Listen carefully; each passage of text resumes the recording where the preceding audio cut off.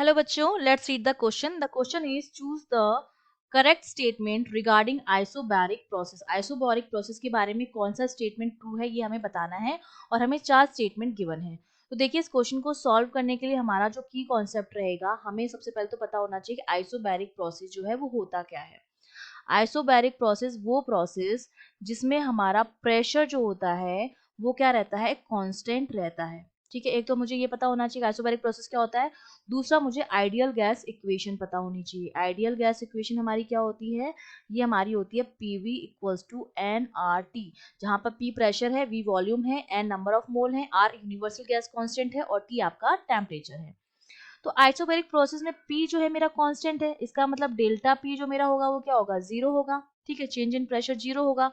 तो ideal gas equation से देखूं तो देखिए P कांस्टेंट है, किसी भी सर्टेन अमाउंट में नंबर ऑफ मोल भी हम कांस्टेंट मानते हैं. आर वैसे ही कांस्टेंट है क्योंकि यूनिवर्सल गैस कांस्टेंट है. मेरे पास क्या बचा, V और T बचा.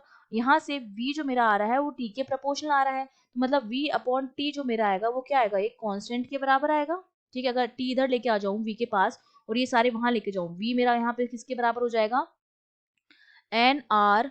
V अपॉन T की वैल्यू आ जाएगी NR अपॉन P के बराबर, और पूरा का पूरा ये क्या है, कांस्टेंट है. तो V अपॉन T जो आता है वो कांस्टेंट आता है. तो पहला ऑप्शन तो आपका रॉन्ग हो गया, ये तो क्या हो गया, फॉल्स हो गया आपका, क्योंकि इसमें P ही लिखा हुआ है जबकि P को कांस्टेंट ही नहीं माना है. ठीक है, तो V अपॉन T की जो वैल्यू आती है वो कांस्टेंट आती है फॉर आइसोबैरिक प्रोसेस. ठीक है, तो ये एक तो ये हो गया हमारे पास.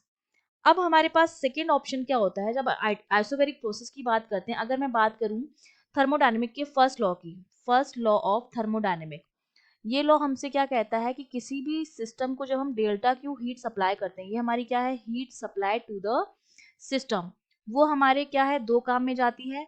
एक तो वर्क डन में बाय द सिस्टम, और दूसरा हमारा होता है to increase its internal energy delta U. ये हमारी क्या हो जाती है, इंटरनल एनर्जी हो जाती है, इंटरनल एनर्जी. अब अगर मैं आइसोबैरिक प्रोसेस के लिए वर्क डन निकालूं तो देखिए मेरा डेल्टा पी, अगर डेल्टा वी जीरो होता, मेरा आइसोकोरिक प्रोसेस होता, तब तो मेरा वर्क डन जो आता है जीरो आता, क्योंकि डब्ल्यू जो होता है मेरा होता है पी डेल्टा वी के बराबर, तो ये जीरो होता. लेकिन यहाँ पर मेरा क्या है, पी कांस्टेंट है, तो डब्ल्यू भी जीरो नहीं होगा. और इंटरनल एनर्जी जो होती है मेरी एनसीवी अगर मेरा आइसोथर्मल प्रोसेस होता, ठीक है, जिसमें मेरा डेल्टा टी जीरो होता है, तो मेरा डेल्टा यू जीरो आता, क्योंकि डेल्टा यू हमारा क्या होता है, एनसीवी डेल्टा टी के बराबर, तो ये भी जीरो आता. तो आइसोबैरिक प्रोसेस में ना तो डेल्टा डब्ल्यू जीरो है ना डेल्टा यू जीरो है, तो मेरी जो हीट मैं सप्लाई कर रही हूँ वो तो पार्शली वर्क डन में जा रही है और पार्शली इंटरनल एनर्जी को इंक्रीज करने में जा रही है. अगर मैं इसके लिए वर्क डन का फॉर्मूला भी लिखूं, वर्क डन अगर मैं निकालूं, जो हमारा क्या हो जाएगा, इंटीग्रेशन ऑफ पी डीवी, तो यहाँ से मैं पी की डीवी की जगह मैं क्या लिख सकती हूँ, v की जगह, यहाँ पे अगर v की वैल्यू निकालें तो ये मेरे पास क्या आ जाएगा, N R T upon P. तो dv की जगह मेरा क्या हो जाएगा, N R delta T upon P हो जाएगा. यहाँ पर इसको मैं क्या लिख सकती हूँ, p, और यहाँ पर N R delta T upon p. तो p से p तो आपका क्या हो जाएगा, कैंसिल हो जाएगा. तो w जो मेरे पास आएगा, p और r तो दोनों कांस्टेंट है, तो वो तो मेरे पास क्या आ जाएंगे, n और r दोनों कांस्टेंट है, p से p आपका कैंसिल हो गया यहाँ पर आपके पास. तो अब मेरा क्या वर्क डन जो आ जाएगा, क्या हो जाएगा, p dt के बराबर आ जाएगा. ठीक है, यहाँ पर वैल्यू रुक दी है, तो ये वर्क डन आ गया p dt के बराबर. तो ये जो वर्क डन आ जाएगा वो हो जाएगा p डेल्टा t, मतलब जो भी हम हीट दे रहे हैं सिस्टम को वो क्या करेगा, टेम्परेचर में भी चेंज करेगा उसकी. ठीक है, तो ये हमारा हो गया है. अब हमें बताना है टेम्परेचर, और टेम्परेचर को क्या करेगा, डिक्रीज करेगा. ठीक है, डिक्रीज द टेम्परेचर.